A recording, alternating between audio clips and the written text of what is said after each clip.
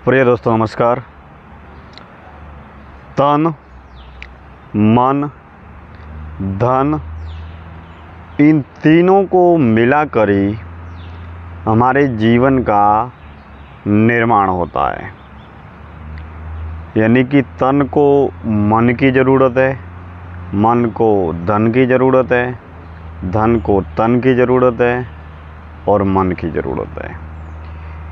यानी कि तन, मन और धन तीनों के आपसी सामंजस्य, संतुलन और अनुशासन से ही एक सफल, सुखी, समृद्ध और वास्तविक जीवन का निर्माण होता है। यानी कि तीनों के संतुलन और अनुशासन में अगर कभी भी, कहीं पर भी, किसी भी रूप में कोई भी कमी है तो हम किसी न किसी रूप में दुखी पाए जाते हैं, अपने आप को सुखी, सफल, सक्षम महसूस नहीं करते। अब इस बात को इस तरीके से भी समझा जा सकता है कि पहला सुख निरोगी काया। यह बात हमारे शास्त्रों में भी कही है, संतों ने भी कही है। यानी कि जीवन में सबसे ज़्यादा सुख का, सफलता का जो मुख्य आधार है वो है निरोगी शरीर।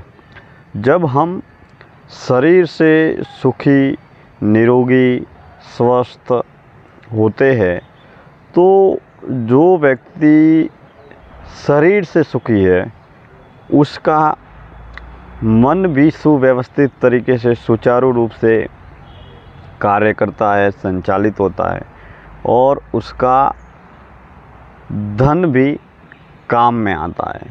क्योंकि जब तक शरीर से कोई व्यक्ति सुखी नहीं है, निरोगी नहीं है, तब तक उसके सामने, उसके पास में कितना भी धन हो, किसी भी रूप में काम में नहीं आएगा और नहीं वो उसका सही उपयोग कर पाएगा।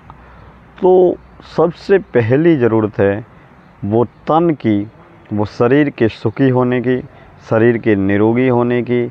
और जितना शरीर स्वस्थ होगा, निरोगी होगा, उतना ही हमारा मन भी सुखी होगा, स्वस्थ होगा। क्योंकि शरीर के सुखी और निरोगी होने का मुख्य आधार है वो है मन। अगर हमारा तन सुखी और निरोगी होगा तो हमारा मन स्वतः सुखी और निरोगी होगा। क्योंकि शरीर जो है वो इस संसार में दिखने वाली, नज़र आने वाली एक पदार्थ के रूप में या दृष्टिगोचर होने वाली घटना है। लेकिन देह में या शरीर में या तन में जो मन है, विचार है, वो सूक्ष्म रूप है।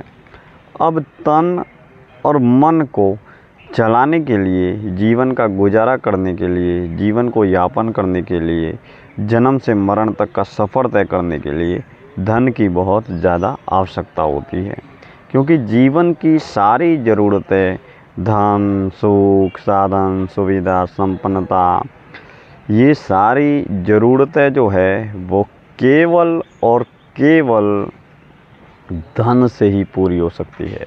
अब यह बात हम मानते हैं कि धन हमारे साथ में नहीं आता, लेकिन मेरे दोस्तों, जब तक जीवन है, जब तक ज़िंदगी जी रहे हैं, जब तक आखिरी सांस हम नहीं ले लेते, तब तक हमारे जीवन में हमारा कमाया हुआ, हमारा हासिल किया हुआ, हमारा बचत किया हुआ या हमारा एकत्रित किया हुआ धन ही काम में आएगा। और किसी ने बहुत ही बढ़िया बात कही है कि जीवन की आखिरी अवस्था में, बुढ़ापे में, आपका जो असली सहारा होता है वो आपके पास में एकत्रित किया हुआ धन ही काम में आता है। क्योंकि उस वक्त आपके पास में न तो शक्ति होती है, न समय होता है, और बुढ़ापे में जीवन बहुत ज़्यादा रोगी भी होता है, दुखदायी भी होता है। ऐसे में धन के माध्यम से ही आप अपने जीवन की तमाम ज़रूरतों को पूरा कर पाते हैं। तो आज का ये चिंतन था तन, मन, धन। तन, मन, धन, इन तीनों से ही जीवन बनता है और तन को सुखी बनाएं, स्वस्थ बनाएं, निरोगी बनाएं। तो जितना तन सुखी होगा उतना हमारा मन सुखी और निरोगी होगा, और जितना हमारे पास में धन होगा यानी कि सुख की समृद्धि होगी, उतना ही हम अपने जीवन में सफल बन पाएंगे, सुखी बन पाएंगे।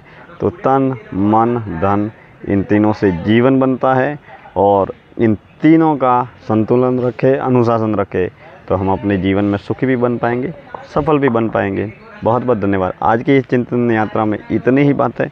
कल हम किसी और नए विषय को लेकर आप और हम मिलकर बातचीत करेंगे। बहुत बहुत धन्यवाद।